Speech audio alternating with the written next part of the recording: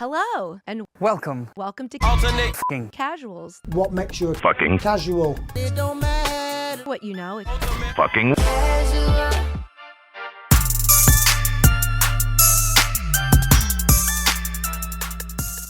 All right.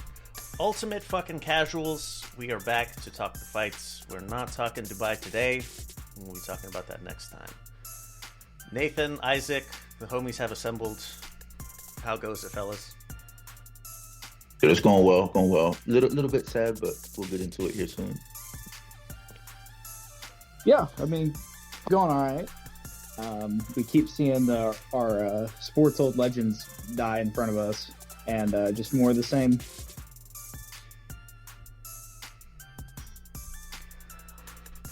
I need to know if you've heard of the Olive Garden Battle Pass. This is what people Yes. are calling Oh it. yeah. Oh yeah.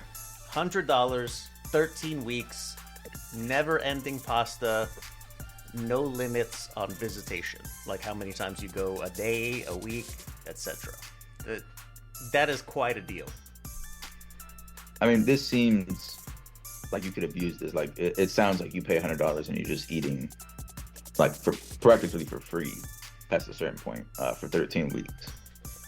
Is what it sounds like. Like, is it any pasta or is it like the default one? I mean, I'm not sure what it would be, but or is it any truly any pasta they have? I didn't see the details, but I'm sure they have it like limited to a select few. Yeah, I mean, because their lasagna, it does hit.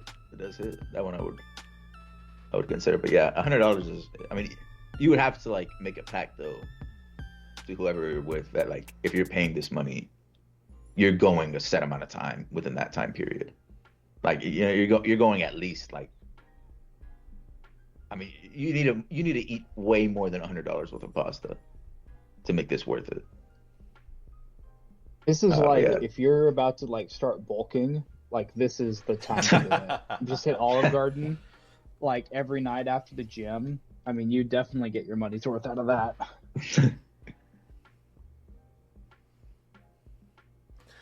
Oh man! This was. Do you see the disclaimer?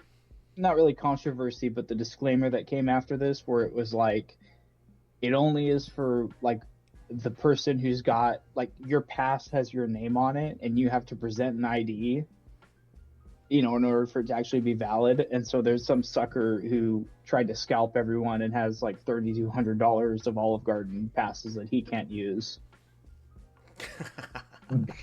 That he can't resell either because they have his printed name on it. But they're selling pasta passes. That was the plan. Pass. It's like Yeah. scalp anything, right? But they just got fucked on that one. So couldn't have happened to nicer people.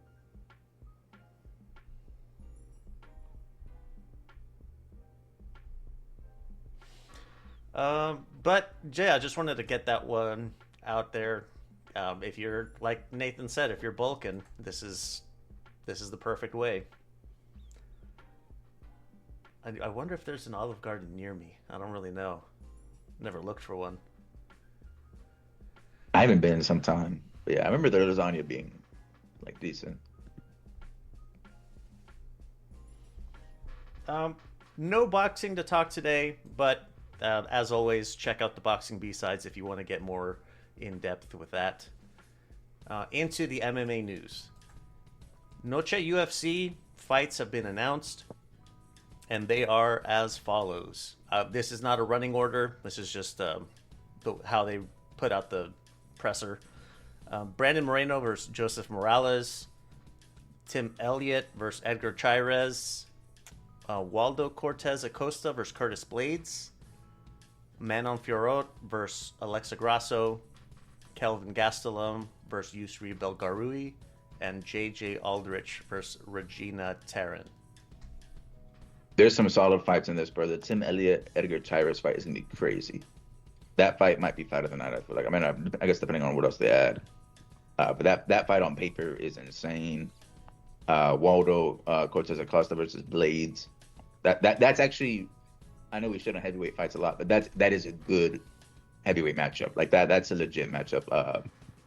Blades has some wrestling skill. Obviously he's coming out of that war with Josh Hokett, and then Waldo Cortez Acosta. He did lose last time up, but before that he was like on a pretty big win streak. He's fast for the heavyweight division.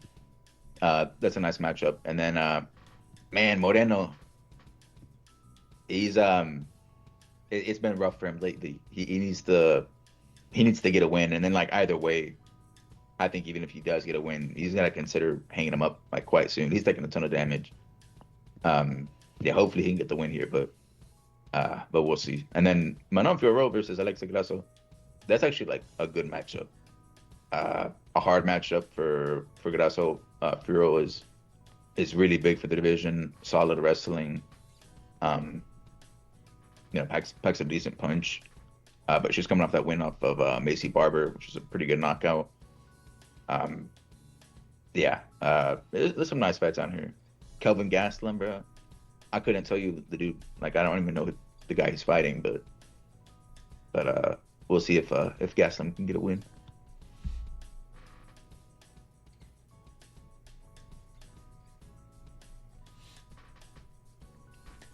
Yeah, this is gonna be in Glendale. It's a fucking long ass drive, but I feel like I should go.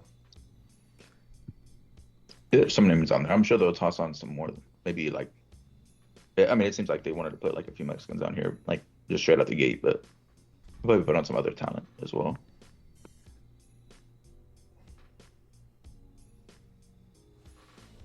In some ONE FC news, Umar Khan, aka ReugReug, has been released after 5 years with ONE FC. I believe he's going to be should have announced the fight already, but if not, it's coming really soon. Surprised that they let him go. Where does he go? I wonder. Good question. Yeah, I'm wondering who picks him. He's like at least like I'm not saying he's like championship material, but he's at least a name, like in the MMA community. I mean, UFC will pick him up.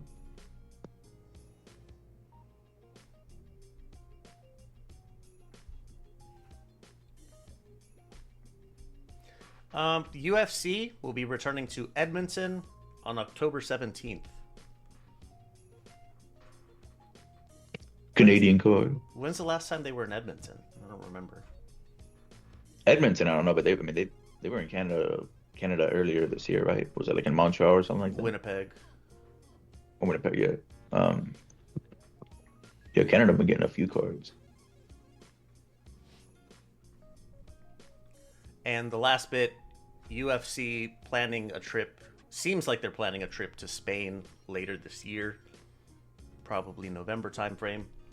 The rumor mill is that Topuria's brother is going to be on it. Like, no surprise there. But that would line up well with Topuria's comeback, wouldn't it? Yeah, the fact that he didn't get surgery, like, is good for the timeline. I'm just wondering how long he wants to take off before starting a camp. But if you go to Spain, you have to get Ilya on that card. Like, it's a must. But yeah, I mean, it's huge. I mean, they've been talking about it for some time. The UFC, like, I mean, they asked Dana, like, almost on every pay-per-view or on every like numbered event. They ask him, like, are you thinking about going out to Spain? And he always says that yes, they've been planning it for some time now, but hopefully it comes true this time.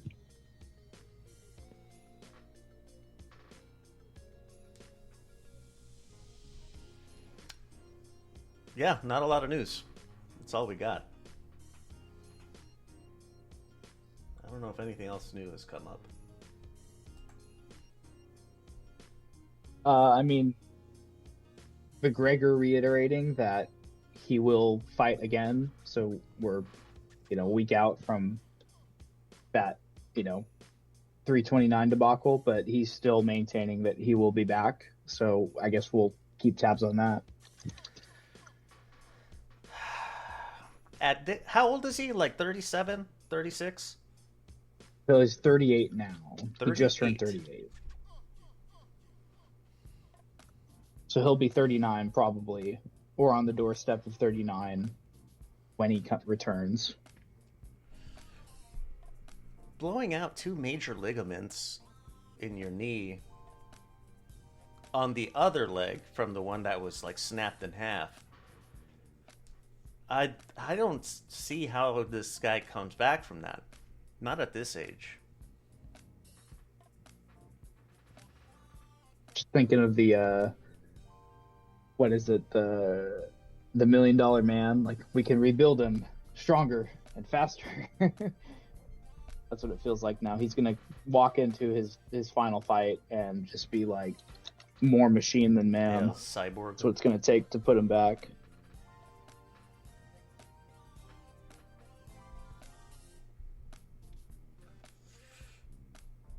We got a lot of fights to talk, so let's get this shit out of the way really quick. The social media handle, LVX Media Net, you already know by now. Wherever you're listening, if you could hit us with a rating, it really helps.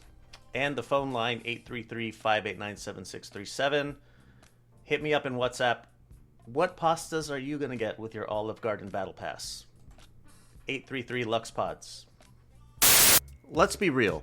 Building or rebuilding credit can feel like trying to open a door that's already locked. You need credit to get credit, right? It's a loop that doesn't make much sense. So, meet Current. It's the key that actually fits into that lock. Current doesn't just help you build your future, it helps you handle your right here and now. Unlike most secured cards that lock your cash away, Current offers a cash advance feature that's available on qualified direct deposits. Because life doesn't wait for your credit score to go up before the card needs a repair or the electric bill needs to be paid, Current loves to give a good head start by putting money back in your pocket. Set up a qualified direct deposit of $200 or more with Current, and you'll get a $100 bonus right to your account. It's $100 just for signing up. No jumping through hoops, no hidden traps, just a path to better credit, cash when you need it, and $100 to kick things off. Go to lvx.be/current and get signed up today, or use referral code LEONARDA798. Do you ever feel like you're staring at your screen through a thick layer of fog? You've got the coffee, you've got the to-do list, but your brain just isn't clicking into gear. Most of us just reach for another hit of caffeine, but that usually just leads to a crash, not a breakthrough. It's time to upgrade your cognitive fuel with psilocybin. This isn't just another supplement, it's a powerhouse of magical mushrooms that's been used for centuries to support mental clarity. It's the key weapon for anyone who needs to stay sharp and focused for the long haul. Psilocybin works by supporting your brain's natural ability to grow and repair neurons. We're talking improved memory, sharper concentration, and a steady flow of mental energy that doesn't leave you jittering, just alert. Whether you're grinding through a complex project, studying for a big exam, or you're just trying to stay locked in on what you're doing, this is the clarity you've been looking for. Stop struggling with the fog and start tapping into your full potential. Go to lvx.be/soul, get 30% off your order, help us out a little bit in the process. That's lvx.be/soul. All right. It was a busy weekend. Starting with Ryzen Landmark 15. This was in Hiroshima. I didn't watch the entire card, but I did see Irisbek Tilinov stopping Shinobu Ota in 2. It was a nice, like, I think it was a flying knee knockout. Karshiga Doubtbeck stopping Kyohei Hagiwara in the 1st. And bantamweight champion Danny Sabatello stops Jinosuke Kashimura in 3.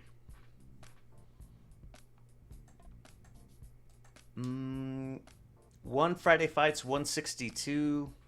The Inner Circle main event was Jonathan DeBella defending his strawweight kickboxing title against Zhang Peimian. It was a very scrappy fight. It was really close. It was really competitive, I'll say. The co-main event of the main portion, Gregor Tom gets the UD over Kumponoi, and Adam Benwarwar stops Kong Klai in the 2nd of the main event. That was very competitive fight, a lot of back and forth, a lot of knockdowns. Some of those, like, you're surprised they get up from. One Fight Night 45. The only stoppage on the card, Sua Black stopping Steven Irvine in the co-main. That was... Steven is, like, too brave, too tough for his own good, because he got his ass beat. And the shit wasn't close. In the main event, Luke Lessie gets the UD over Mohamed Rabah. All right, Saturday, July 18th, RAF 11. I'm going to cherry pick on this one. Bilal Muhammad gets the dub over Ben Askren. Last person I would have expected to see in a competitive arena. Yeah, this was it was like a matchup, but like I think this was like bigger than just like a wrestling match. This was like everything that happened to Ben Askren. I mean, literally like a double lung transplant, like on death's door, comes back, is able to survive like a full, like real wrestling match against Bilal Muhammad. I mean, he lost, but that doesn't matter like whatsoever. I mean, dude's a legend. Dude's a legend. He was exhausted, but I mean, the only person I know that is able to do like that type of thing off a double lung transplant is insane. But yeah, I mean, just crazy to see. Yeah, and he didn't just go out there and get, this wasn't like a pity match. He was up 3-0 on Bilal. Like, he was competitive. And, I mean, like Isaac said, I mean, that's nothing short of inspirational. I mean, it's crazy that, first of all, it's crazy that he's alive, and it's crazy that we'd ever see him compete at any level again. And, I mean, that's just a recovery nothing short of miraculous. Yeah, this is like one of those like bigger than sports type of moments. Like whenever they interviewed him after the match, and the entire place just like blew up whenever he was talking about it. Yeah, I mean, just a crazy moment to see.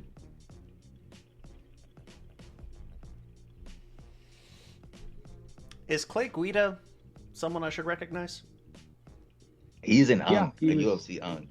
He used to be in the UFC. He was like a perennial journeyman type guy in a lot of wars. Yeah, big wrestler. He was in the UFC like for quite some time. But yeah, him and Frankie Edgar. That's like an RAF's like special. Like that's what RAF was created for.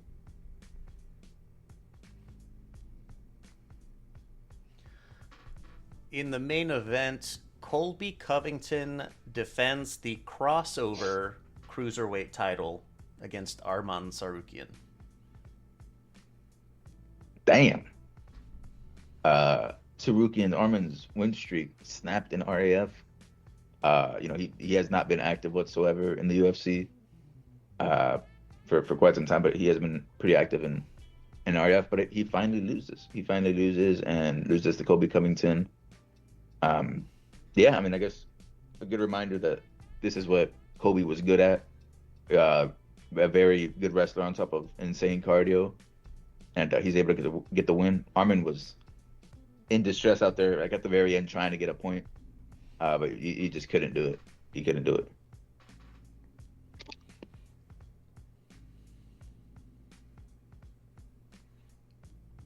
That's really it for RAF. PFL Austin. I admit the only one I saw was Johnny Eblin knocking out Impa Kasanganay in the third. Yeah. Big rip for Impa. Another like weird KO. It's finished on the ground. Was it like an elbow? Like a little short elbow, and I don't know.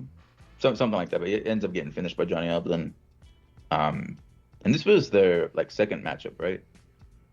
Like, this was this was a rematch. This is a rematch, right? Yeah. Yeah, man. They need to make that Van Stennis fight. That's probably the next thing to make. I don't know where they go with Impa after this, but the Johnny Evelyn versus Costello Van Stennis, that fight is actually a pretty big PFL fight. Impa versus Fabian Edwards.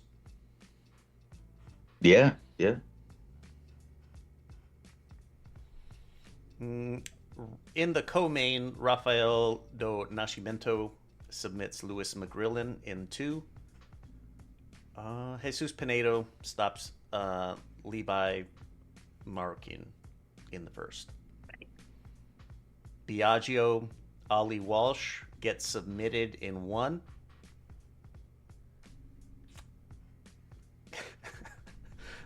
That's it for PFL Austin. UFC Oklahoma City. I did not fucking update it because I'm really good at this. Hold on a second. All right. From the bottom up, Anna Melisano submits Dion Barbosa in the 1st. RJ Harris stops Alvin Hines in the 1st. Aiden Correa, UD over Stuart Nicol. Ezra Elliott, UD over Damian Anderson. Levi Rodriguez is stopped by Felipe Franco. Oh shit. John Paul Lebosnioyani, UD over Sakyan Ko. That's a weird last name. I don't think I've ever seen that before. Lebosnioyani. Yeah, I've never seen that.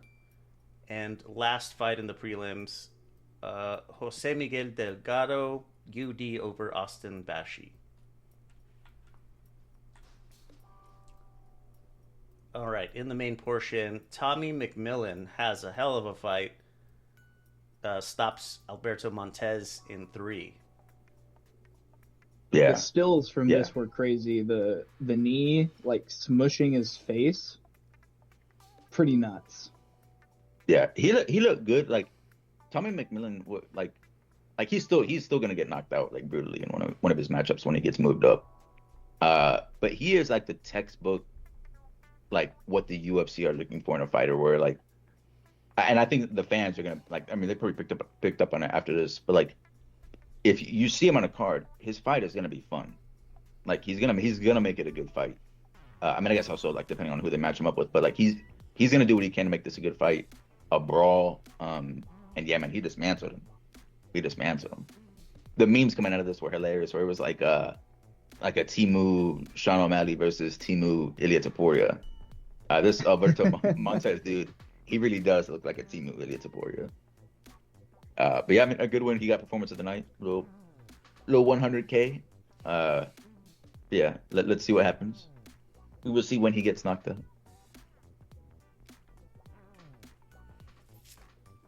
I saw a funny post title on the MMA subreddit. Fatima Klein takes Tabitha Ricci to Suplex City. Yeah, domination. Yep. She ragdolled her. Not even close, like at all. Like better wrestler, better striker, bigger. Yeah, it was a terrible night out for Tabitha Ricci. She's what's his Callum Walsh's girlfriend, right? Is she? I think she's the one that's Callum Walsh's girlfriend. Yeah, this was not a good performance from her. And she did the whole kind of Marab deal where she's like playing to the crowd after these throws. It was actually really entertaining. Yeah. Typically don't see that from the women's, but we saw it this time. Oh yeah, a sign of dominance. Chase Hooper relinquishes his title as the Gooner King, submits Mitch Ramirez pretty damn quickly. Dude, it's got to be my favorite character arc in the UFC. Yeah. From always streak. goon to never goon. I mean, you love character development like that. Can't write it more more poetically than that. Yeah, it's because he's married now. He's married. Expecting a That's what girl, it I is. think. Yeah, yeah. So he's had to give up the title. He vacated. So who's picking up the Gunnar King title? Who are we giving that off to? We'll see who they match up for that title, but right now there's no prospects. I think I was gonna say Peyton Talbot, but I think he's also having a baby from what I'm hearing.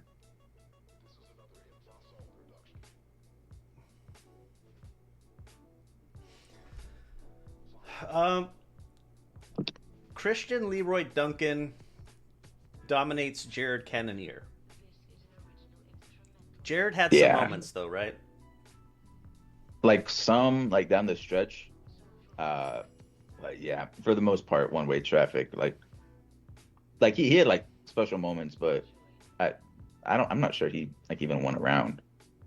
Yeah, Leroy Duncan like looks really good. His biggest thing and like because like we've seen him fight before and like he's pretty aggressive as a striker, good finisher.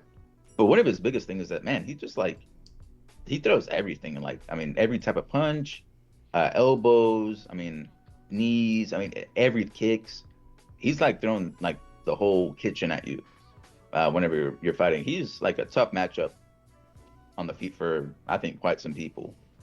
Cannonier, and this dude has crazy resistance. I'm sort of shocked he survived some of the stuff that was going his way. But I mean, he sees the final bell. But I mean, yeah, just he gets sort of dominated.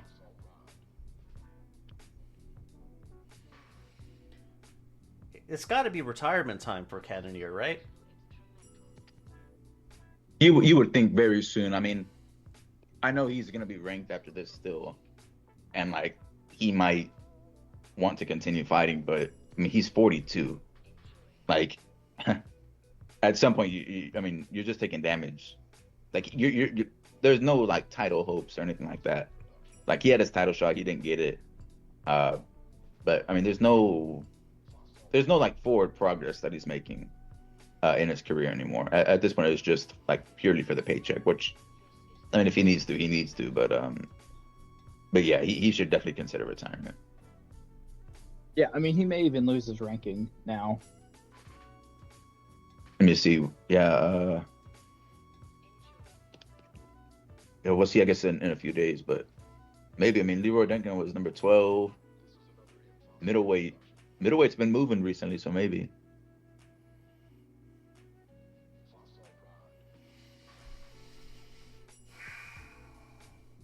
And another Unk demolition, Dricus du Plessis, UD over Kamaru Usman. Was it a demolition? I think it was.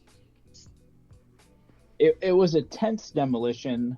Just the way du Plessis fights, like he is open to like a more technical fighter, and despite his age, Usman definitely was the more technical striker, but he couldn't keep up at all with the firepower that was coming his way, and the fact that du Plessis wasn't able or prevented him from wrestling. I mean, that really like sealed it for me. Like as soon as it was clear that Usman had no wrestling game that he could rely on, like he was fucked. Yeah, it just seemed like he was like a step behind as well. Like yeah, DDP was able to resist like takedowns, and like we knew going in like that DDP probably had the striking advantage as well. Bigger, but I mean more than that, he looked faster than Usman as well. And like I guess that is sort of weird, like because Usman's coming up in weight, little to no weight cut, or like not little to no, but like a less of a weight cut than DDP had. But yeah, Usman, man, he looked like a step behind, pretty slow. And dude, the entire fight, he never saw, like he was oblivious to that head kick, like that left high kick that DDP was throwing. It landed like probably around 5, maybe more times throughout the fight. It a little bit wild, considering like you got brutally knocked out in a title defense fight. Not that long ago. You would think that he would like patch up that hole, but it is still there, man. He did not see it at all. But yeah, I mean, I will say this: Usman, incredible heart. I mean, he won a round, maybe 2, on my card. One round for sure. I think it was round 3 that he won, and then maybe one of the last 2 rounds. But yeah, pretty much like a dominant performance from DDP. DDP looked decent. I would imagine he probably wanted the knockout, but Usman, I mean, man, I was thinking like at the end of the first round, I was like, man, he's gonna get knocked out. And he kept getting hurt. He got wobbled a ton of times from multiple punches, multiple kicks, but he never went down. So yeah, seemingly he was just not gonna get knocked out that night. Yeah, and I think really kind of a worst case scenario for Usman where he was good enough, that night to have people say like, yeah, he's still good, he can still fight, like let's throw him against another contender. But he took so much damage against Duplessis, like even if he thinks he's still technically there, like he really should just retire at this point, which sucks because he was just in an exciting main event. Like I think that was a solid fight, but clearly, I mean, if he's not able to beat Duplessis, are we going to throw him against Strickland, or are we going to do another Hamzat fight? Like I don't really see what the appeal, or Imavov even, like what's the appeal of that? And I mean, you can't. I mean, he just lost, right? He was unranked at middleweight. Like he's not going to be able to just fight a top 3 or 4 guy right off the bat. So you're risking him just getting fed by an up and comer. Yeah, he like they interviewed him after the fight as well, and he said it. He's like, I still got it, which is like normally like that's what all the people. I mean, they tell themselves and they end up. We see it in boxing, MMA. I mean, they end up getting like knocked out, and it's like it seems like they can't really accept it until they get knocked out, that they need to retire. But I think he's probably going to continue fighting at least one more, maybe 2. I don't know, depending on who they match up with next. But yeah, he took a lot of damage. He's old. Like title aspirations done, dead after this. There are some matchups. I was thinking like immediately after this, like what if they match him up with Shar Bullet? Like if he's gonna stick around, I would give him like one of those matchups to see if he can get a win. Just because, I mean, DDP is like bigger and like he's got some wrestling background, but I feel like Usman might be able to get a win over Shar Bullet. But yeah, I mean, at this point, you're just fighting like to collect checks. He's not like you're not getting a title shot. It was also concerning to see how shocked he was, like having the scorecards read. Like, yeah, bro, you lost 4 or 5 rounds. Yeah. Like, that was not as competitive. Like, if you thought you had an argument at winning that fight, like you're sorely mistaken. Yeah, that was actually a really hilarious part. I'm just gonna chalk that up to him being like super concussed. Either that, or I guess he was just like shocked at 50-45. Maybe he thought he won a round, but yeah, there was like no, like the most corrupt judges could not give you that fight. Like there was no way to like even remotely argue that fight was a win for Usman. So yeah, that part was hilarious. He looked really shocked. He got rocked at least once a round, didn't he? He got rocked like 5 times at least in that fight, where like his knees buckled, wobbling. I mean, it was like 2 or 3 head kicks and then like another 3 right hands that wobbled him.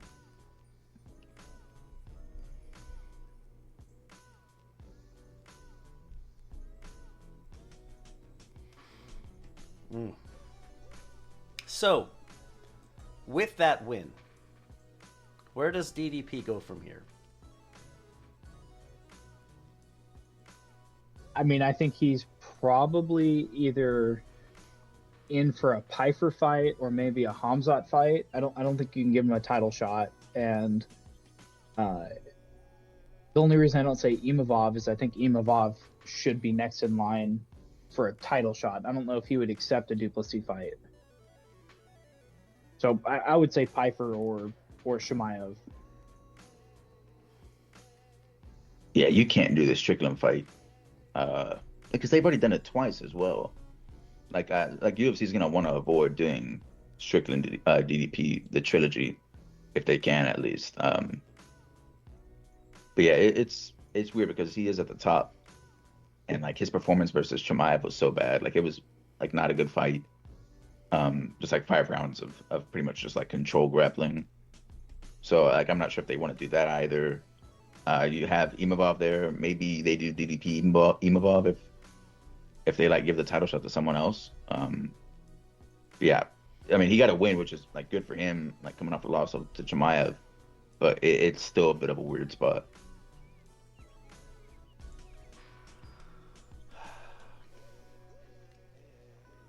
Kamaru.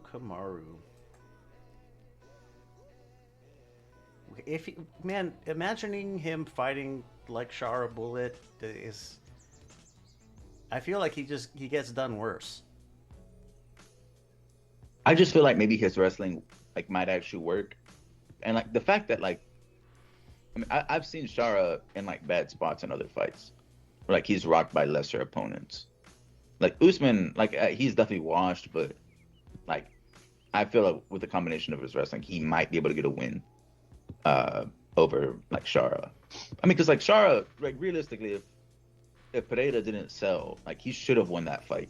He had Shara like incredibly rocked in that first round. But yeah, I mean, if I were him, I mean, I guess it's easy to say, like from this perspective. But if I were him, I would just retire.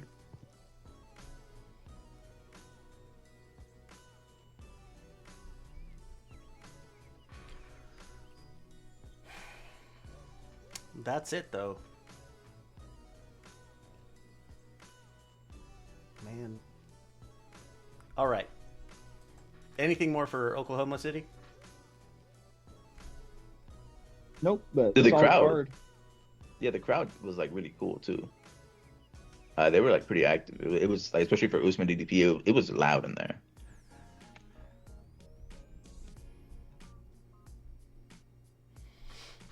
All right. Let's see here. Last bit of notes. The calendar, you can find it at luxmedia.net/MMA. I feel like it's pretty well put together. If you would like ad-free and behind-the-scenes stuff, go to lvx.be/Patreon. And if you want to join us in the chat, where we get together on fight nights to talk the fights, lvx.be/Discord. Is there anything worse than that nagging suspicion that you clicked on the wrong thing? We use our devices for everything now, for banking, shopping, connecting with friends and family, and it's stressful to have to constantly worry if your data is safe while you're just trying to live your life. Good security shouldn't be complicated, and it definitely shouldn't slow you down. That's why I'm excited to tell you about Malwarebytes. It's the next generation of security designed to give you complete peace of mind without requiring a degree in computer science to use it. You just set and forget. With Malwarebytes, you install it once and it just works. It provides top-tier protection against malware, spyware, ransomware, all the hits, all the big ones, all the nasty stuff. And it even cleans up existing infections and optimizes your device. It's like having a security expert monitoring your devices 24/7. I spent nearly 20 years in the IT industry and I trust Malwarebytes for all my security needs. Go to lvx.be/MWB, shop the different subscription tiers. You got single devices or family plans. You can look at their VPN option and ad blocking. Try it risk-free today. lvx.be/MWB.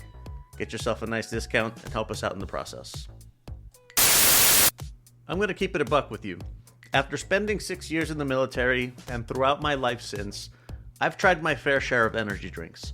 All the different brands, all the different flavors, and it took some time to find a favorite. But if you're looking for an alternative to the energy drink jitters and skipping the morning trip to the coffee shop, then you need to try Dubby. Dubby is a powdered energy drink that replaces other caffeine beverages. It contains 0 maltodextrin, 0 fillers, 0 artificial colors or dyes, and no proprietary blends. The star of the show is the coffee fruit extract, which helps with focus without the jitters or crash. Go to lvx.be/Dubby and check out all the different flavors. I got Tiger's Blood. It's like a strawberry coconut kind of mix, but I'm definitely going to be sampling the catalog to find the flavor that I like best.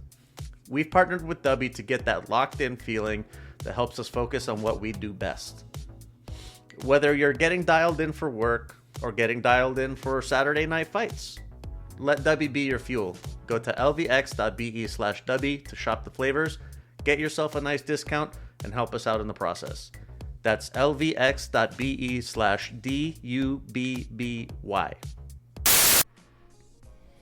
All right, previews. First thing, Friday, July 31st, One Friday Fights 164. We have the Inner Circle main event is Enkorgil Patarku, the bantamweight MMA champ, versus Elbek Alishov. That's a fight worth watching, I would say.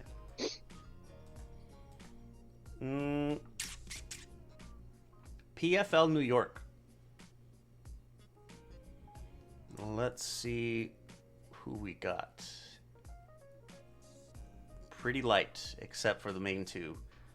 In the co-main, Dakota Ditcheva versus Denise Kielholtz. Rest in peace, Denise. And Usman Nurmagomedov, the lightweight champ, versus Archie Colgan. Yeah, this man, see Archie Colgan 13-0, undefeated, I guess. I don't think I've seen him fight before. And then the Dakota Ditcheva fight is even worse. Her opponent's 9-5. This sort of just seems like one of those like showcase type events for the fighters. But I mean, I guess we'll see if the main event is like slightly more than that. But I mean, these are the two biggest names, I think, for the PFL. So yeah, I'll probably be watching for at least the co-main and the main.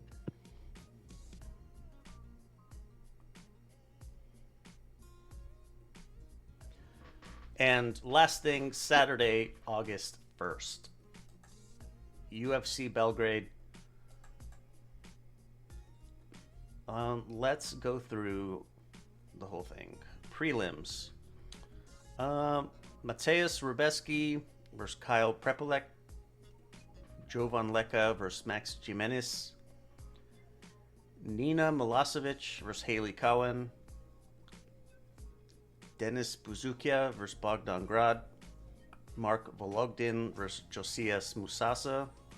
Oban Elliott versus Michael Oliveira. Ludovic Klein versus Tawfiq Musayev. That should be a fun fight. Yeah, that's a good fight to end up the prelim.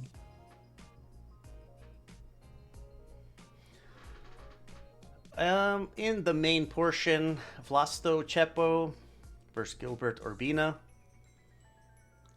Dusko Todorovic versus Robert Valentin. Alexander Rakic versus Marcin Tybura. Is that his heavyweight debut, Yes. Rakic? Yes, it is. Yeah, so let's see if he can do something similar to Whitaker. See, Tybura he looked old as hell in his last fight. So I don't know. Rakic might have a severe speed advantage here, so we'll see if he can exploit it. Jan Blachowicz' new opponent is Navajo Sterling. That's a big fight, actually. That's like a pretty big step up for Sterling. I think he just fought like not that long ago either, like within the past month or like month and a half. I think Sterling just fought. But yeah, this, like you said, Leo, this is like replacing Bogdan Guskov. Blachowicz, man, it might be wraps for him. We'll see if Sterling is maybe like, this is like his first true test. Maybe the lights will be too bright, but I don't know, man. He's old as shit, coming off a lot of injuries. We'll see. Yeah, We'll see. I feel like he might be over. We've not really seen Jan meaningfully degrade in the octagon. Like, yeah, he's not quite the same, but like we've not seen him just get thrashed in the ring. And there's been a couple of his losses that were like, damn, maybe that should have been a draw kind of thing, or he kind of got fucked over. So I mean, it's a hell of a test. I think Jan is still a live body despite being 43. Yeah, shit, I'm hoping so. I mean, this dude is champion. I mean, he beat Izzy. Whenever he came up, and then yeah, Yeah, he's had his moments in the light heavyweight division, but yeah, let's see if he's still got it.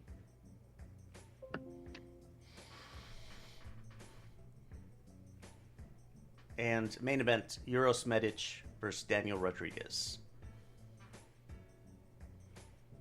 Yeah.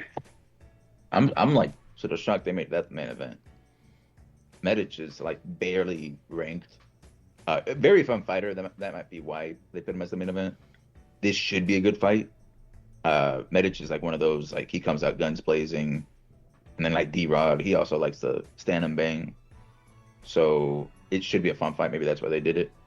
But yeah, I mean, this is not like important for the division, but it's gonna be a fun fight most likely. So, I mean, at the very least, I mean, this card has some good fights on it.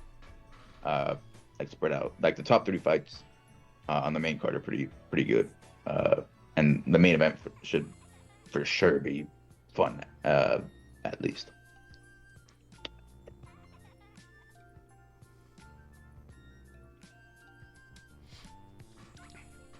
That's all we got on the docket.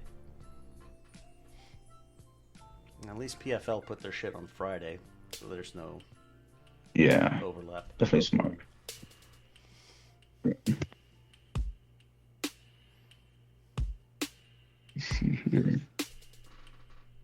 Be an afternoon fight in Belgrade, so we won't have to. It's at least a good thing. You won't have to like stay up till midnight to watch this card.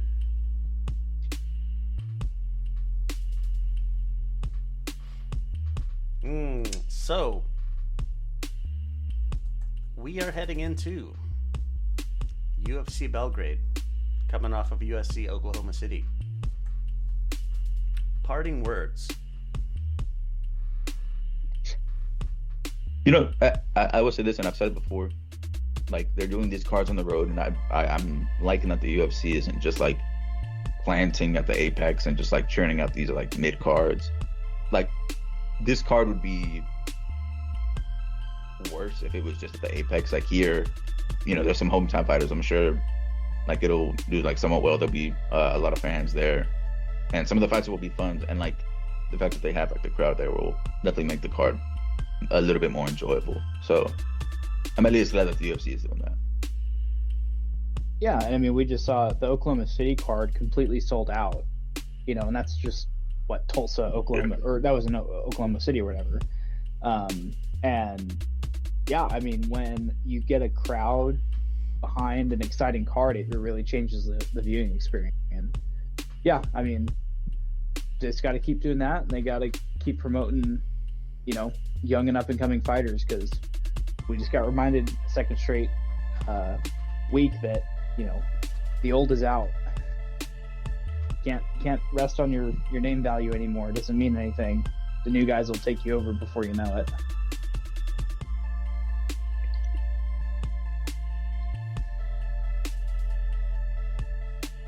Well, for my parting words, remember Ben Askren. That was a hell of a showing to come back from a double lung transplant to competing in anything. Huge, big inspiration. That is it for this edition of the Ultimate Effing Casuals. We'll see you on the other side of Belgrade.